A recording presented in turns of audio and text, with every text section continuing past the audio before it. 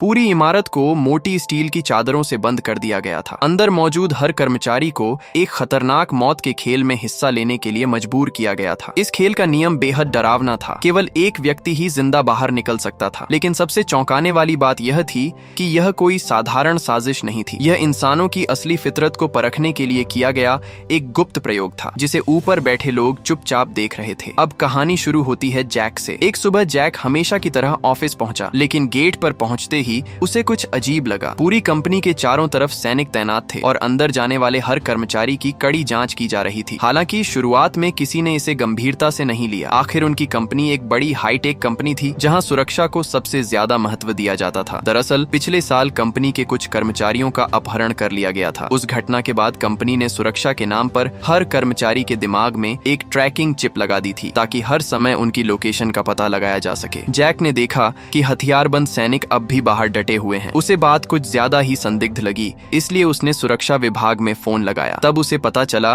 कि कंपनी के मुख्यालय को एक दिन पहले धमकी भरा पत्र मिला था। इसी वजह से आज सुरक्षा पहले से कहीं अधिक बढ़ा दी गई थी। फोन कटते ही अचानक पूरे भवन में लगे लाउडस्पीकर गूंज उठे और फिर जो ऐलान हुआ उसने सभी के पैरों तले जमीन खिसका दी। घोषणा में कहा गया कि अगले 30 मिनट के भीतर कर्मचारियों को अपने ही किसी भी 2 सहकर्मियों की हत्या करनी होगी। अगर ऐसा नहीं किया गया तो सभी को कठोर सजा दी जाएगी। ये सुनकर हर कोई स्तब्ध रह गया। किसी को समझ नहीं आ रहा था कि आखिर यह हो क्या रहा है। ज्यादातर लोगों को लगा कि यह किसी की घटिया शरारत या कंपनी का कोई अजीब मजाक है। लेकिन कुछ ही देर बाद हालात बदलने लगे। किसी ने देखा कि सभी फोन लाइनें बंद हो चुकी हैं और मोबाइल नेटवर्क भी पूरी तरह गायब हो गया है। अब लोगों के चेहरों पर डर साफ दिखाई देने लगा। स्थिति बिगड़ती देख जैक ने सुझाव दिया कि सभी लोग तुरंत इमारत से बाहर निकल जाएं। लेकिन अगले ही पल कुछ ऐसा हुआ जिसने सबको हिला दिया। भारी स्टील की चादरें एक एक करके ऊपर उठने लगीं और देखते ही देखते सभी दरवाजे और खिड़कियां पूरी तरह बंद हो गए। अब उनके पास बच निकलने का कोई रास्ता नहीं था। छत से कूदने के अलावा कोई विकल्प नहीं बचा था और वह भी लगभग मौत को गले लगाने जैसा था। घबराए हुए कर्मचारी जवाब मांगने के लिए सुरक्षा गार्डों के पास पहुंचे, लेकिन गार्ड खुद उतने ही हैरान थे। उन्हें भी कुछ नहीं पता था। वे भी बाकी लोगों की तरह इस इमारत में फंसे हुए बेबस लोग बन चुके थे। इसी बीच जैक चुपचाप एक मरम्मत कर्मचारी के पास गया। उसे उम्मीद थी कि शायद वेल्डिंग मशीन की मदद से स्टील की दीवार में कोई छेद बनाया जा सके। मरम्मत कर्मचारी तुरंत काम पर लग गया, लेकिन काफी देर तक पूरी ताकत लगाने के बाद भी उस धातु पर एक छोटी सी खरोंच तक नहीं आई। वह हैरान रह गया, क्योंकि उसने अपनी पूरी जिंदगी में इतनी मजबूत धातु कभी नहीं देखी थी। तभी कंपनी का मुख्य संचालन अधिकारी बैरी वहां पहुंचा। उसने सभी कर्मचारियों को शांत रहने के लिए कहा और अंदाजा लगाया कि शायद किसी हैकर ने कंपनी की सुरक्षा प्रणाली को हैक कर लिया है। उसकी बात सुनकर लोगों को थोड़ी राहत मिली। ऐसा लगा जैसे डर के बीच किसी ने उम्मीद की एक छोटी सी किरण जगा दी हो। लेकिन जैक को बैरी की बात पर बिल्कुल भरोसा नहीं हुआ। उसके मन में लगातार सवाल उठ रहे थे। बाहर अचानक तैनात किए गए नए सुरक्षा कर्मी, कंपनी के पुराने हिस्से को रहस्यमय तरीके से बंद किया जाना और यह पूरी तैयारी, ये सब किसी साधारण हैकर का काम नहीं लग रहा था। उधर कुछ कर्मचारी मदद की उम्मीद में छत पर पहुंच गए। उन्होंने सोचा कि शायद गुजरने वाली गाड़ियों से सहायता मिल जाए, लेकिन उनकी किस्मत भी उनका साथ नहीं दे रही थी। कंपनी एक सुनसान इलाके में बनी हुई थी, जहां आमतौर पर कोई आता जाता नहीं था और सबसे डरावनी बात यह थी कि बाहर खड़े नए सुरक्षा कर्मी कर्मचारियों की चीखें और मदद की पुकार सुनकर भी बिल्कुल प्रतिक्रिया नहीं दे रहे थे, मानो उन्हें पहले से पता हो कि इस इमारत के अंदर बहुत जल्द कुछ भयानक होने वाला है। इसी बीच एक सुनहरे बालों वाला कर्मचारी खुद को बहुत समझदार समझते हुए सबको समझाने लगा। उसका कहना था कि लोग बेवजह घबरा रहे हैं। उसके मुताबिक कंपनी किसी आपात स्थिति का बहाना बनाकर कर्मचारियों की मानसिक परीक्षा ले रही थी। लेकिन उसकी बात पूरी भी नहीं हुई थी कि अचानक एक महिला कर्मचारी का सिर जोरदार धमाके के साथ फट गया। ठीक ऐसा ही भयानक दृश्य नीचे मुख्य हॉल में भी देखने को मिला। एक पल में पूरा माहौल चीख पुकार से भर गया। अब किसी को भी यह मजाक नहीं लग रहा था। घबराए हुए कर्मचारी इधर उधर भागने लगे और सुरक्षित जगह खोजने लगे। उधर जैक ने समय पर नजर डाली। घोषणा हुए ठीक 30 मिनट पूरे हो चुके थे। तभी उसके मन में एक डरावना विचार आया। क्या यह पहली चुनौती पूरी न करने की सजा थी? बैरी खुद को शांत दिखाने की कोशिश करते हुए मृत कर्मचारियों की जांच करने लगा। जांच के दौरान एक चौंकाने वाली बात सामने आई। उनकी मौत गोली लगने से नहीं हुई थी, उनके सिर अंदर से फटे थे। ये सुनते ही जैक के दिमाग में बिजली सी कौंधी। उसे तुरंत समझ आ गया कि इसके पीछे वही ट्रैकिंग चिप है जो कंपनी ने सभी कर्मचारियों के दिमाग में लगवाई थी। बिना समय गंवाए वह रसोई में भागा और एक तेज चाकू उठा लिया। उसने फैसला कर लिया कि वह किसी भी कीमत पर अपने सिर से उस चिप को निकाल देगा। लेकिन जैसे ही उसने कोशिश शुरू की, पूरे भवन में फिर से वही ठंडी आवाज गूंज उठी। लाउडस्पीकर से चेतावनी दी गई कि जैक तुरंत रुक जाए। अगर उसने चिप निकालने की कोशिश कोशिश जारी रखी तो उसके सिर में लगा विस्फोटक तुरंत सक्रिय कर दिया जाएगा। ये सुनते ही जैक के पैरों तले जमीन खिसक गई। मजबूर होकर उसे अपनी कोशिश रोकनी पड़ी। सिर से बहता खून देखकर उसकी प्रेमिका अन्ना घबरा गई। वह तुरंत एक डॉक्टर को लेकर आई। डॉक्टर ने जैक का घाव साफ किया और पट्टी बांध दी। उसी दौरान कुछ कर्मचारियों को एक और डरावना सुराग मिला। उन्होंने देखा कि पूरे कार्यालय में हर तरफ कैमरे लगे हुए हैं। छत, दीवारें, गलियारे, कमरे, लगभग हर जगह निगरानी की जा रही थी। अब यह साफ हो चुका था कि यह सब अचानक नहीं हुआ। इस पूरे खेल की तैयारी बहुत पहले से की गई थी। तभी फिर से लाउडस्पीकर गूंज उठा। ठंडी और भावनाहीन आवाज ने सभी को चेतावनी दी कि कोई भी व्यक्ति ट्रैकिंग चिप या कैमरों को नुकसान पहुंचाने की कोशिश न करे। इसके बाद दूसरी चुनौती घोषित की गई। घोषणा सुनते ही सबकी रूह कांप गई। अगले 2 घंटे के भीतर कर्मचारियों को 30 लोगों की हत्या करनी थी। अगर वे ऐसा नहीं कर पाए तो सजा के तौर पर 60 लोगों की जान ले ली जाएगी। पहली चुनौती का भयानक परिणाम सभी देख चुके थे, इसलिए अब कोई भी इसे मजाक समझने की गलती नहीं कर रहा था। घोषणा खत्म होते ही लोग हथियार ढूंढने के लिए अलग अलग दिशाओं में भागने लगे। उसी समय सुनहरे बालों वाले कर्मचारी ने एक नया उपाय सुझाया। वह दौड़ कर गया और पूरे भवन का फायर अलार्म बजा दिया। उसे उम्मीद थी कि शायद इससे दमकल विभाग को सूचना मिल जाएगी और बचाव दल यहाँ पहुंच जाएगा, लेकिन कंपनी के सुरक्षा गार्ड ने उसकी उम्मीद पर पानी फेर दिया। उसने बताया कि यह केवल आंतरिक अलार्म सिस्टम है, इसका बाहरी दमकल केंद्र से कोई संपर्क नहीं है, यानी बाहर किसी को भी उनकी परेशानी का पता नहीं चलने वाला था। धीरे धीरे कुछ कमजोर मानसिकता वाले कर्मचारी इस खतरनाक खेल के प्रभाव में आने लगे। ऐसा ही एक प्रशिक्षु कर्मचारी था। घबराहट और डर ने उसके अंदर छिपे अंधेरे को बाहर निकाल दिया। एक दुर्घटना में उसने मरम्मत कर्मचारी को हथौड़े से घायल कर दिया, लेकिन इसके बाद उसके भीतर का लालच और हिंसा बढ़ने लगी। अब वह जानबूझकर लोगों पर हमला करने लगा। उसे एक शांत और कमजोर दिखने वाली महिला कर्मचारी श्याओ मेई आसान शिकार लगी। वह उस पर हमला करने दौड़ा, लेकिन इस बार उसका दांव उल्टा पड़ गया। श्याओ मेई ने सही समय पर पलटवार किया और एक ही वार में उसे ढेर कर दिया। यह देखकर बाकी कर्मचारी और भी सहम गए। हालांकि अभी भी ज्यादातर लोग अपनी इंसानियत बचाए हुए थे। वे एक जगह इकट्ठा होकर इस मुसीबत से निकलने का रास्ता खोजने की कोशिश कर रहे थे। तभी बैरी ने एक बेहद निर्दयी योजना सबके सामने रखी। उसने कहा कि अगर किसी भी हालत में 30 लोगों को मरना ही है तो बेहतर होगा कि हम खुद 30 लोगों का चयन कर लें और उन्हें बलिदान दे दें। ये सुनते ही जैक गुस्से में खड़ा हो गया। उसने सबसे पहले इस प्रस्ताव का विरोध किया। जैक ने कहा कि किसी को भी यह अधिकार नहीं है कि वह दूसरे इंसान के जीने या मरने का फैसला करे, और सबसे बड़ी बात, अगर आज वे 30 लोगों की बलि दे भी दें तो इसकी कोई गारंटी नहीं कि यह खून खर। बैरी और उसके साथियों ने अब एक नया फैसला कर लिया था। वे किसी भी कीमत पर हथियारों के गोदाम का दरवाजा खोलना चाहते थे ताकि उनके हाथ में पूरी ताकत आ जाए, लेकिन सौभाग्य से जैक और उसके साथियों को समय रहते इसकी खबर लग गई। उन्होंने तुरंत जाकर उन लोगों द्वारा इस्तेमाल की जा रही वेल्डिंग मशीन बंद कर दी। फिर भी बैरी पीछे हटने को तैयार नहीं था। उसे देखकर साफ लग रहा था कि अब उसके मन में किसी की जान या सुरक्षा की कोई परवाह नहीं बची थी। आखिरकार जैक ने सुरक्षा गार्ड की पिस्तौल ली और मशीन को बेकार कर दिया। अब बैरी के लिए हथियारों के गोदाम तक पहुंचना लगभग असंभव हो गया। उधर बाकी कर्मचारी पूरी मेहनत से मदद मांगने के लिए एक विशाल बैनर तैयार कर रहे थे। काफी मशक्कत के बाद बैनर तैयार हुआ और सभी उम्मीद से भरे हुए उसे लेकर छत पर पहुंचे, लेकिन जैसे ही उन्होंने बैनर बाहर लटकाने की कोशिश की, बाहर तैनात सुरक्षा कर्मियों ने तुरंत गोलियां चलानी शुरू कर दी। उसी समय लाउडस्पीकर से फिर आवाज गूंजी। घोषणा की गई कि इस तरह का बैनर लगाना नियमों का उल्लंघन है। जैक को यह बात बिल्कुल स्वीकार नहीं थी। वह आखिरी तक कोशिश करना चाहता था,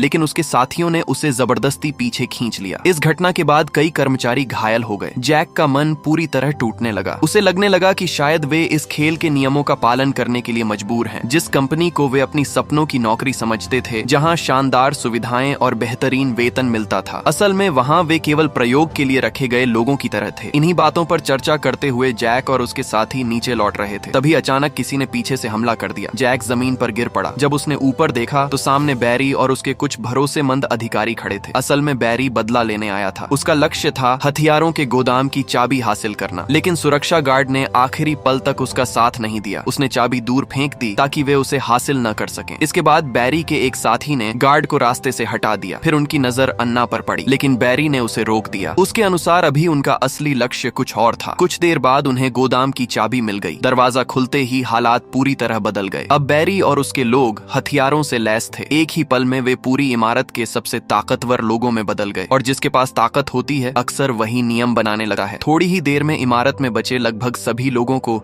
जबरन पहली मंजिल के बड़े हॉल में इकट्ठा कर लिया गया। जैक भी, जो अभी अभी होश में आया था, बाकी लोगों के साथ वहां लाया गया। केवल श्याओमई ही बच पाई। वह पहले से ही छिपी हुई थी, इसलिए किसी की नजर उस पर नहीं पड़ी। हॉल में खड़े सभी कर्मचारी डरे हुए थे। किसी को समझ नहीं आ रहा था कि अगले पल क्या होने वाला है। हर चेहरा चिंता और बेबसी से भरा हुआ था। तभी बैरी ने अपनी योजना सबके सामने रखी। उसने कहा कि चुनौती पूरी करने के लिए 30 लोगों को मरना होगा। अब वह खुद तय करेगा कि वे लोग कौन होंगे। उसने घोषणा की कि जिन कर्मचारियों के छोटे बच्चे हैं उन्हें छोड़ा जा सकता है, लेकिन बुजुर्ग कर्मचारियों को उसने सबसे पहले चुना। कुछ लोगों ने इसका विरोध करने की कोशिश की, लेकिन बैरी और उसके लोग किसी की बात सुनने के मूड में नहीं थे। उन्होंने बल प्रयोग करके सबको चुप करा दिया। अब पूरा हॉल डर के सन्नाटे में डूब गया। एक लंबे बालों वाला कर्मचारी यह सब देखकर अपना गुस्सा रोक नहीं पाया। उसने बैरी को निर्दयी और शैतान जैसा इंसान कह दिया, लेकिन बैरी पर इसका कोई असर नहीं हुआ। उसने अपने आदमियों को आदेश दिया कि संगीत चला दिया जाए और फिर उस शांत संगीत के बीच एक भयानक माहौल पैदा हो गया। उधर अंधेरे कोने में छिपी श्याओमई ने यह सब सुन लिया। उसे समझ आ गया कि कुछ बहुत गलत हो रहा है। वह चुपचाप हॉल के पास पहुंची और अंदर झांका। जो दृश्य उसने देखा उसे देखकर उसका दिल दहल गया। उसे एहसास हो गया कि अगर अभी कुछ नहीं किया गया तो बहुत बड़ी त्रासदी हो सकती है। बिना समय गंवाए वह बिजली के मुख्य स्विच तक पहुंची और उसे बंद कर दिया। अगले ही पल पूरा हॉल गहरे अंधेरे में डूब गया और इसी अंधेरे के साथ वहां अफरा तफरी मच गई। जैसे ही पूरा हॉल अंधेरे में डूबा, कर्मचारियों को ऐसा लगा मानो उन्हें बचने का एक मौका मिल गया हो। सभी लोग जान बचाने के लिए अलग अलग दिशाओं में भागने लगे। अचानक पूरे भवन में अफरा तफरी मच गई। उधर बैरी भी स्थिति को संभाल नहीं पा रहा था। उसने अपने साथियों को आदेश दिया कि जो भी सामने आए उसे खुद निपटो। अब हर कोई अपने लिए लड़ रहा था। कुछ कर्मचारियों का डर धीरे धीरे गुस्से में बदल चुका था। उन्होंने अकेले घूम रहे अधिकारियों पर पलटवार करना शुरू कर दिया। जब दूसरे कर्मचारियों ने यह देखा तो वे भी एक दूसरे की मदद के लिए आगे आने लगे। कुछ ही देर में पूरी इमारत संघर्ष और हिंसा का मैदान बन गई। उधर जैक अपनी प्रेमिका अन्ना से बिछड़ चुका था। वह एक अन्य कर्मचारी के साथ लिफ्ट के ऊपर बने संकरे हिस्से में छिपा हुआ था। इसी दौरान बैरी अपने कुछ साथियों से मिला। वे आपस में चर्चा करने लगे कि अब तक कितने लोग मारे जा चुके हैं, लेकिन किसी को सही संख्या याद नहीं थी। इसलिए उन्होंने तय किया कि सावधानी के लिए कुछ और लोगों को ढूंढा जाए। तभी लाउडस्पीकर से फिर वही ठंडी आवाज सुनाई दी। घोषणा में बताया गया कि लक्ष्य पूरा होने में अभी एक व्यक्ति की कमी है, लेकिन समय भी बहुत कम बचा था, सिर्फ 2 मिनट। उधर अन्ना एक कार्यालय में छिपी हुई थी। तभी उसने देखा कि एक हथियारबंद अधिकारी कमरे में दाखिल हो रहा है। अन्ना ने तुरंत अपनी सूझबूझ का इस्तेमाल किया। उसने अपने जूते उतारकर इस तरह रख दिए कि लगे कोई व्यक्ति पास ही छिपा है। अधिकारी उसी तरफ बढ़ा और जाल में फंस गया। मौका मिलते ही अन्ना पीछे से उस पर टूट पड़ी। अचानक हुए हमले से अधिकारी घबरा गया। वह दया की भीख मांगने लगा और अपनी जान बचाने की कोशिश करने लगा। अन्ना ने हथियार उठाया, लेकिन आखिरी क्षण में उसका हाथ रुक गया। वह फैसला नहीं कर पा रही थी और तभी लाउडस्पीकर की आवाज फिर गूंज उठी। समय समाप्त हो चुका था। घोषणा की गई कि कुल 29 लोग मारे गए हैं, यानी लक्ष्य से एक व्यक्ति कम। इसलिए अब 31 कर्मचारियों को दंड दिया जाएगा। अगले ही पल पूरी इमारत में एक के बाद एक धमाकों की आवाज गूंजने लगी। हर धमाका किसी न किसी जीवन के खत्म होने का संकेत था। चीखें, डर और सन्नाटा सब कुछ एक साथ घुल गया। जब आखिरकार सब शांत हुआ तो पूरी इमारत में केवल 16 लोग ही जीवित बचे थे। लेकिन बच जाने वालों के चेहरों पर खुशी नहीं थी, क्योंकि उन्हें पता था कि असली डर अब भी खत्म नहीं हुआ है। तभी अंतिम चुनौती की घोषणा हुई। अगले 1 घंटे के भीतर सबसे अधिक लोगों को मारने वाला व्यक्ति ही जीवित रहेगा, बाकी सभी मारे जाएंगे। ये सुनते ही बचे हुए अधिकारी पूरी तरह पागल हो गए। अब तक हुई हिंसा ने उन्हें और भी निर्दयी बना दिया था। उनके पास हथियार थे, ताकत थी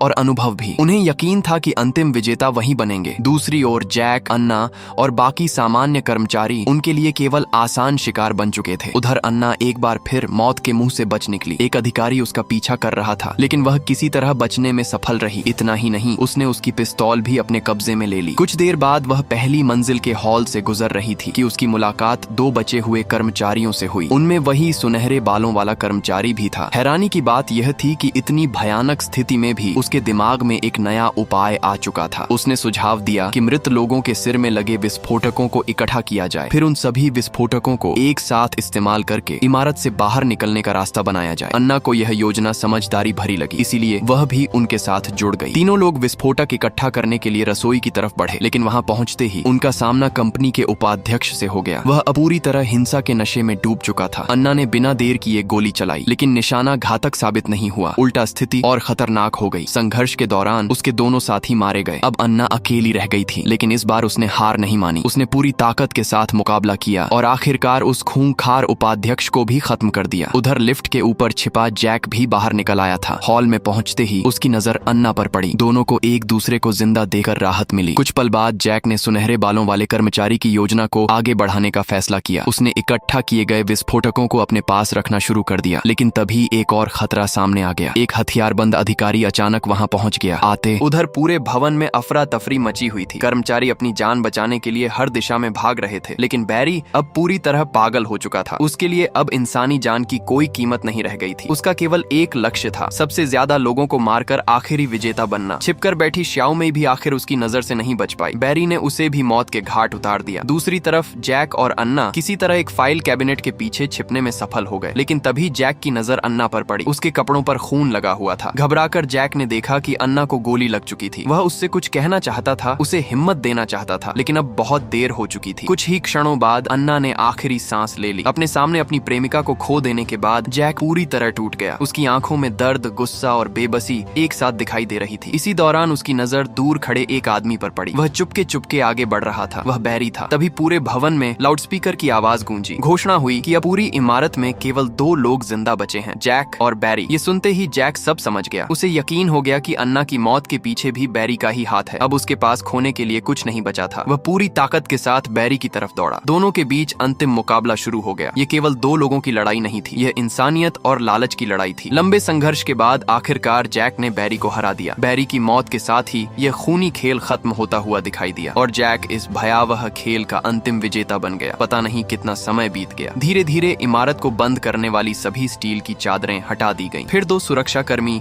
जैक को इमारत से बाहर लेकर गए। कुछ ही देर में वे उसे सामने बने एक पुराने लोहे के शेड तक ले पहुंचे। जैक अंदर गया और जो उसने देखा उससे उसके होश उड़ गए। यही इस पूरे खेल का नियंत्रण केंद्र था। कमरे में कई स्क्रीन लगी हुई थी। हर स्क्रीन पर इमारत के अंदर का दृश्य रिकॉर्ड किया गया था, यानी पूरी घटना को शुरू से अंत तक देखा और नियंत्रित किया जा रहा था। तभी एक पत्रकार जैसा दिखने वाला व्यक्ति जैक के पास आया। उसने कहा कि वह उससे कुछ सवाल पूछना चाहता है। धीरे धीरे सच्चाई सामने आने लगी। दरअसल यह एक अंतर्राष्ट्रीय शोध संस्था थी। उन्हें इंसानी व्यवहार का अध्ययन करने के लिए बेहद खतरनाक और अमानवीय प्रयोग करने की अनुमति दी गई थी। यह पूरा नरसंहार भी उसी प्रयोग का हिस्सा था। अब जबकि प्रयोग समाप्त हो चुका था, वे यह जानना चाहते थे कि विजेता बनने के बाद जैक कैसा महसूस कर रहा है। जैक चुपचाप स्क्रीन पर अपने मारे गए साथियों को देखता रहा। फिर अचानक उसके चेहरे पर एक अजीब सी मुस्कान दिखाई दी। पहले तो किसी को समझ नहीं आया कि वह मुस्कुरा क्यों रहा है, लेकिन अगले ही पल सब कुछ बदल गया। असल में जब सुरक्षा कर्मी उसे यहाँ ला रहे थे, तब जैक ने चुपके से कुछ लोगों पर विस्फोटक लगा दिए थे। अचानक उसने एक नियंत्रण स्विच दबाया और अगले ही क्षण कमरे में मौजूद कई लोग जमीन पर गिर पड़े। पूरा नियंत्रण कक्ष दहशत से भर गया। लेकिन जैक अब रुकने वाला नहीं था। उसने हथियार उठाया और इस भयानक प्रयोग के पीछे बैठे लोगों पर हमला कर दिया। कुछ ही देर में पूरा कमरा शांत हो गया। अपने साथियों की मौत का बदला लेने के बाद जैक हथियार लेकर बाहर निकल गया। उसे लग रहा था कि अब सब खत्म हो चुका है, लेकिन सच्चाई अभी बाकी थी। जैसे ही वह वहां से दूर गया, उसकी तस्वीर फिर से एक निगरानी स्क्रीन पर दिखाई देने लगी। उस स्क्रीन के सामने कुछ और लोग बैठे थे और तभी पता चला कि जैक अकेला नहीं था। दुनिया में ऐसे कई लोग थे जो इसी तरह के खतरनाक खेलों में जीत चुके थे। अचानक फिर वही ठंडी और भावनाहीन मशीन जैसी आवाज सुनाई दी और उसके साथ एक और डरावना सच सामने आया। जैक का खेल अभी खत्म नहीं हुआ था। असल में यह तो केवल शुरुआत थी। यहीं पर द बेल्को एक्सपेरिमेंट की कहानी समाप्त होती है। लेकिन यह फिल्म एक बड़ा सवाल छोड़ जाती है। अगर इंसानों को अपनी जान बचाने और इंसानियत बचाने में से किसी एक को चुनना पड़े, तो आखिर वे क्या चुनेंगे?